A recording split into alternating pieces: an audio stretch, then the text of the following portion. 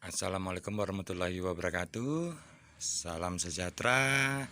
Semoga teman-teman sehat selalu ya. Ini musim corona, jaga kesehatan, jaga stamina. Tapi silaturahmi harus terjaga, jangan sampai terputus. Nah, ini teman-teman, karena kita belum bisa keluar ke kebun, jadi hari ini kita di rumah aja akan membahas tentang bibit yang siap tanam ya. Jadi ini tadi pas ada angin kencang, jadi kita tidak bisa di lokasi pembibitan kita. Tuh lihat di belakang, wah, ambruk itunya, paranetnya. Jadi kita nggak bisa bikin konten di sana, sini aja. Oke. Nah, sekarang bagaimana sih sebenarnya bibit yang siap untuk ditanam itu? Nah, yang pertama dipastikan teman-teman semua kalau mau beli bibit di pedagang itu dicek ya. Dicek apanya? Yang pertama itu kalau di pembibitan otomatis kita lihat aja tampilan fisiknya dulu. Nah, daunnya sehat enggak? Ya. Utamakan yang warnanya hijau semua ya. Hijau seperti ini. Jadi agak hijau gelap, jangan terang. Kalau terang berarti tanamannya kurangan unsur hara lah seperti itu, atau kurang sehat. Jangan sekali-kali dibeli karena akan berisiko nanti kalau ditanam kita mati. Jadi yang pertama adalah tanaman itu secara fisik harus kelihatan sehat. Kalau di tanaman buah tidak masalah, misalnya ada ini bolong-bolong gitu tidak masalah, itu karena hama. Yang penting jangan terkena penyakit atau kekurangan unsur haranya. Jadi itu pertama sehatnya. Nah, terus yang kedua, teman-teman semua pastikan perakarannya bagus. Jadi banyak sekali yang tertipu tanaman ditancap terus dijual kan seperti itu, atau tanaman yang baru pindah cangkok. Jadi ngeceknya ya gini aja, kita angkat ya kan.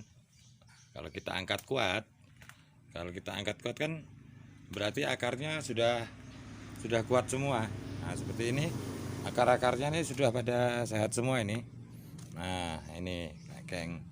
Jadi pertama tanamannya sehat, yang kedua kuat, udah sehat kuat lagi ya. Jadi itu patokan awalnya kalau kita membeli di pedagang. Terus apalagi ketinggiannya, karena ketinggian sangat mempengaruhi nanti untuk pertumbuhan berikutnya di lapangan. Ada beberapa jenis tanaman yang memang toleran, artinya kita tanam sekecil apapun bibit itu akan tetap bagus di lapangan. Misal contoh, ini ada jambu kristal, oke? Jambu kristal ini kan kecil, yang belakang besar sekali. Nah, ini kalau jambu kristal, daripada kita biarkan di rumah lalu kita besarkan begitu lama di dalam polybag, itu akan buang waktu saja. Jadi kalau untuk jambu kristal sekecil apapun, tapi ya jangan terlalu kecil sekali ya. Ini patokannya misalnya kita sudah 40 cm saja, itu silakan ditanam saja di lahan. Jadi nanti tidak pengaruh, artinya persentase hidupnya tetap besar, di atas 80% kok. Sudah saya coba dari bibit yang kecil-kecil, bahkan 30 cm saya pernah tanam, risikonya kecil sekali, 90% kita tumbuh. Jambu kristal ya.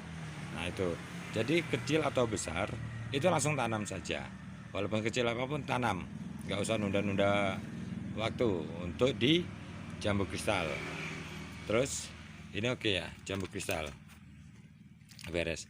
Bagaimana dengan durian? Umumnya kalau di Pontianak akan jadi masalah karena durian itu rata-rata yang ada di pedagang itu ketinggiannya cuma 30 cm. Itu masalah karena sedikitnya penangkar.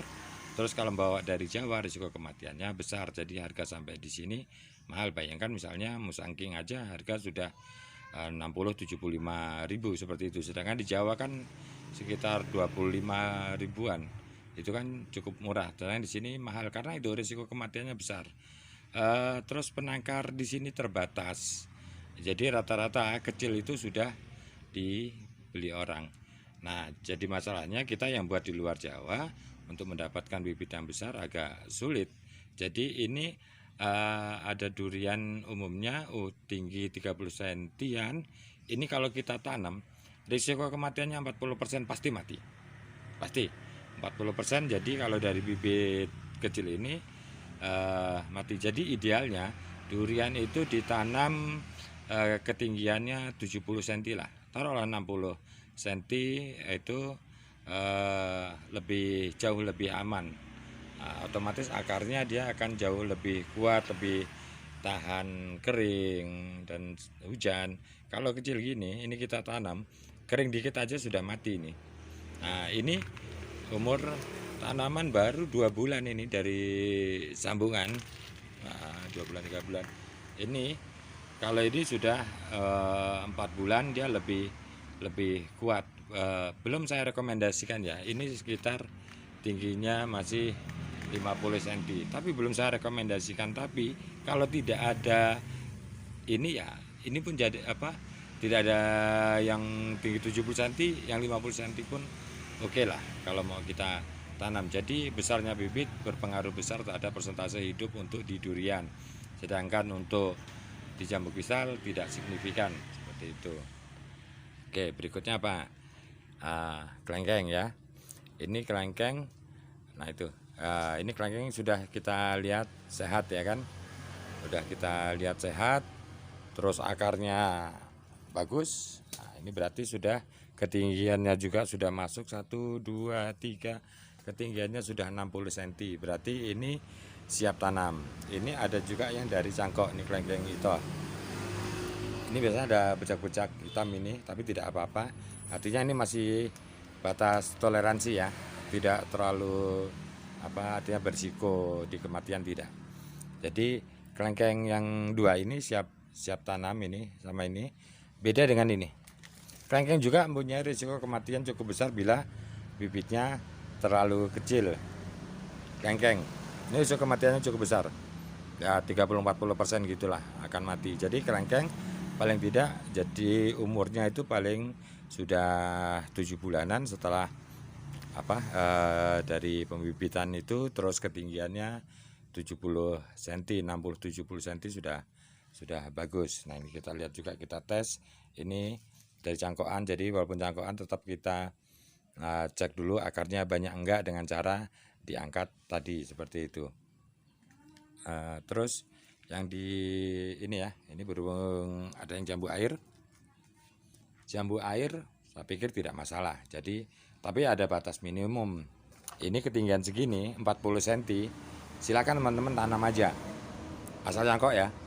Kalau yang dari sambung biasanya dari batang bawahnya itu yang sering naik, itu akan jadi masalah. Tapi kalau dari cangkok ketinggian segini silakan ditanam saja, tidak masalah. Daripada kita besarkan di polybag nanti malah terlalu lama, sedangkan kalau kita tanam di tanah akan pertumbuhannya akan jauh lebih cepat seperti itu. Jadi itu tadi teman-teman, semua tanaman mempunyai perlakuan yang berbeda-beda ya. Jadi pada dasarnya yang penting bibit itu sehat, terus akarnya banyak, terus tingginya atau besarnya mencukupi untuk ditanam di lahan. Tanaman akan berbeda-beda, terutama kalau kita ini yang harus hati-hati sekali di alpukat dan di durian, karena itu kalau kecil itu resikonya amat besar sekali nanti di lapangan. Bagi teman-teman nanti kalau ada pertanyaan untuk jenis tanaman lain, silakan tanyakan di bawah, boleh komen nanti di bawah, kita terbuka. Ya ini aja saya pikir. Jangan lupa subscribe, like, share jika bermanfaat ya. Kalau nggak bermanfaat ya tidak usah di like, tidak usah di subscribe ya. Itu aja. Wassalamualaikum warahmatullahi wabarakatuh.